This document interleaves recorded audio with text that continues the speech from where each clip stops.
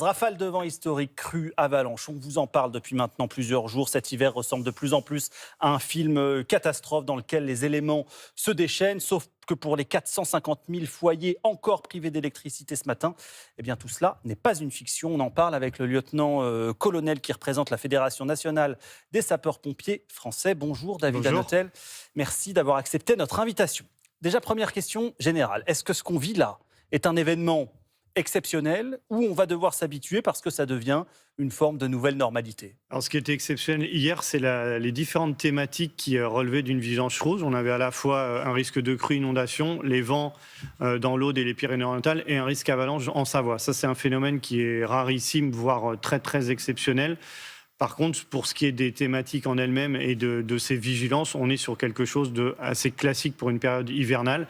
Mais effectivement, on a une forme de multiplication et surtout une intensité qui est de plus en plus sévère, qui oblige les services de secours, l'État et nos concitoyens à relever le niveau d'attention et tout ce qui est du domaine de la préparation et de l'anticipation. Ce matin, on en est où? On a encore 2 départements, c'est ça, en vigilance rouge, Haute-Garonne et Gironde, surtout pour les crues, en ce qui concerne les crues.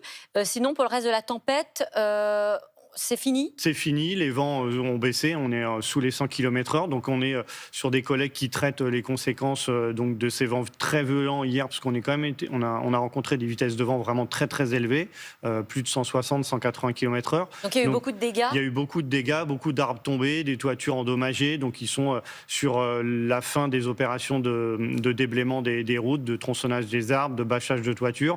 Et puis pour ce qui est du domaine des crues, on est sur une montée en puissance des organes et des cellules de crise au sein des communes, au sein des préfectures, toujours dans ce phénomène d'anticipation que je vous répète. Oui. On va évidemment donner plein de conseils aux gens qui nous regardent, mais il y a quand même une vigilance sur laquelle il faut attirer l'attention de nos téléspectateurs. On dit toujours l'eau va très vite dans le cas d'une crue.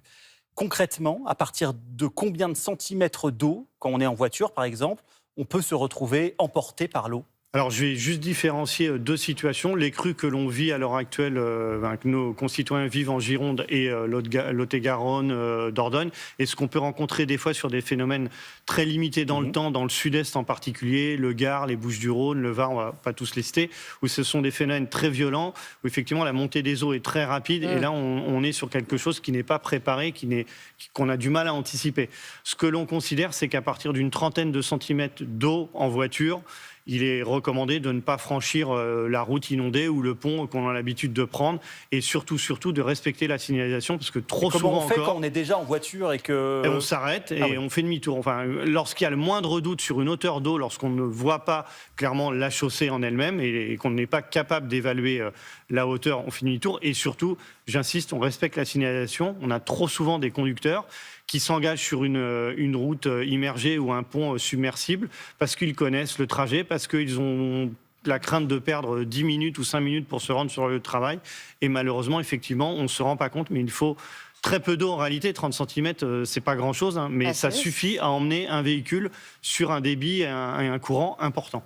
Alors, du coup, si ça arrive vers chez nous, qu'est-ce qu'on fait? Est-ce qu'on peut anticiper avant que la crue soit là? Est-ce qu'il y a quelque chose à faire? Ou est-ce que, par définition, quand la vigilance est rouge, en fait, ça arrive très vite et on n'a pas le temps de s'organiser? Qu'est-ce que vous conseillez? Alors là, c'est pas le cas sur les phénomènes en cours, puisque effectivement, ça fait plusieurs jours qu'on évoque ce sujet. On est sur une montée des eaux progressive. Donc là également, on est sur toujours la question de l'anticipation. Donc on continue à prendre des informations, à suivre Télématin et à écouter les journaux télévisés, les réseaux sociaux, les sites des préfectures, des mairies. On se prépare également chez soi, on réfléchit comment je vais pouvoir réagir. Est-ce que j'ai du mobilier, si j'ai un étage, à pouvoir éventuellement mettre en hauteur sur des parpaings? Est-ce que je vais pouvoir en monter à l'étage? On se prépare éventuellement à l'évacuation. On réfléchit, on a un sac potentiellement, ce qu'on appelle le sac 72 heures. On met quoi dans ce sac? Pareil, il faut être concret pour les gens qui nous regardent. Un petit sac chez soi, c'est un sujet qui est porté par la fédération. Vous l'avez à l'écran. On va mettre le nécessaire d'affaires de papier d'identité, les papiers essentiels. On va pouvoir mettre des médicaments, on va mettre une radio avec des piles, chose qu'on a de moins en moins, une batterie de téléphone portable portative, une lampe avec des piles également. Voilà, tout un petit nécessaire qui va permettre, qui permettra pas de vivre totalement pendant 72 heures, des jeux pour être avec les enfants si on est dans un centre d'hébergement.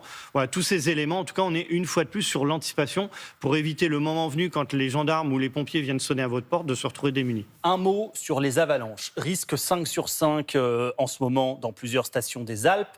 Pour tous les téléspectateurs qui nous regardent et qui sont au ski, vous leur dites quoi? Restez chez vous, ne sortez pas, ou alors restez sur les pistes. Quel est le degré de risque et d'anticipation? Alors le message d'hier, il était effectivement de rester chez vous, malgré le plaisir d'être à la montagne, bien qu'hier il y avait de fortes chutes de neige, donc on était certainement mieux chez soi à profiter de la gastronomie locale. Aujourd'hui, je pense qu'ils auront du mal à rester chez eux, donc le maître mot, c'est de rester sur les pistes.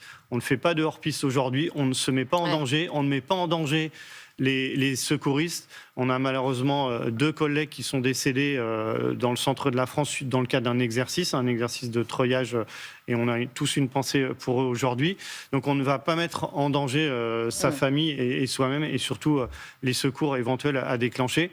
Donc on reste sur le domaine skiable et sur les pistes qui sont balisées, entretenues et ouvertes. Prudence et maire de sûreté, merci à vous d'être venu, David Hanotel, et une pensée à tous les sapeurs-pompiers qui œuvrent en ce moment tous sur les le acteurs terrain, du secours, puisque c'est vraiment un ensemble de systèmes, donc on les remercie tous. Merci à vous.